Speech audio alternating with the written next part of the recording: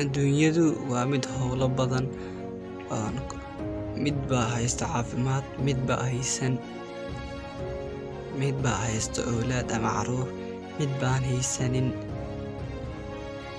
mid kalena waxa uu haystaa waxbarasho, mid baan laakiinse haysan, mid baa haysto ama ay u fiyoodahay lixdiisa laxaad, mid baa laakiin aan haysan, mid baa sidoo kale waxa uu haystaa waalid, mid baa aan haysan, mid baa haysto farxad, laakiinse mid baa haysan oo murugaysan.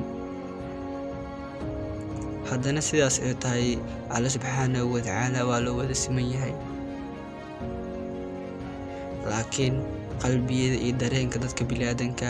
waa lagu kala duwan yahay oo ay kala duwan tahay. dhammaanteen Ilaahay subxaanahu wa tacaala hanu dambi dhaafo.